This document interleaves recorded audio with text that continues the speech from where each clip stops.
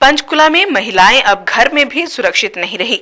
अब तक तो पुलिस से बेखौफ स्नैचर्स घरों के बाहर ही महिलाओं को अपनी लूट का शिकार बनाते थे, लेकिन शनिवार को सेक्टर 9 के मकान नंबर 60 में दिन दिहाड़े महिला के साथ स्नैचिंग की नाकाम कोशिश ने घर के अंदर ही महिलाओं की सुरक्षा पर कई सवाल खड़े कर दिए हैं।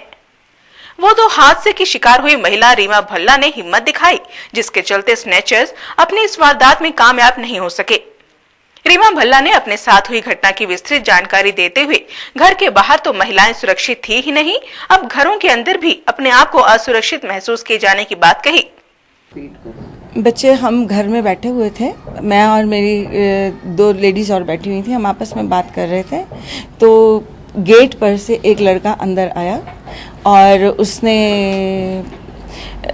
कुछ पूछने की कोशिश की, लेकिन मैं फ़ोन कर रही थी, अपनी दवाई मंगवा रही थी। मैंने उसको रोकने को कहा, वो धीरे धीरे करता हुआ आगे आंगन में से आगे स्टेयर पे चढ़ गया। स्टेयर से फिर वो जो हमारा वरांडा है उस पे आ गया। उसने फिर 2-3 बार मोहित नाम रिपीट किया। मैंने उसको फिर रुकने का इशारा किया तो उसने झपटा मारा मेरी चेन पे, लेकिन चेन जो है मैंने अपने हाथ से नहीं छोड़ी, इसलिए वो चेन पे झपटा मारते ही भाग लिया।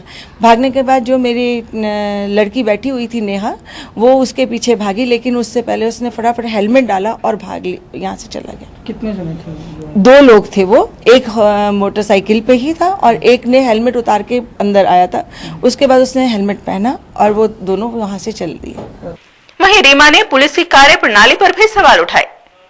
बिल्कुल, पुलिस की कार्यप्रणाली पे तो सवाल सबसे पहले उठते हैं। अगर चौकी से फोन किया है, चौकी में फोन किया है और वो लोग आए भी हैं, तो फिर FIR दर्ज क्यों नहीं हुई? सबसे पहला सवाल तो यही उठता है। और उससे ऊपर सवाल ये उठता है कि मैं जिस फैमिली से बिलोंग करती हूँ वो राजनीतिक फैमिली है, तो उसकी जब रिपोर्ट दर्ज नहीं हुई तो आम जनता का क्या हाल होगा? अभी तक बाजारों व घर के बाहर ही महिलाओं के साथ स्नैचिंग की खबरें सुनी थी, लेकिन दिन दिहाड़े घर में महिला के साथ होने वाली इस घटना ने ये साबित कर दिया कि इन अपराधियों के मन में पुलिस का कोई खौफ नहीं है। ब्यूरो रिपोर्ट, रूबरू टुडे।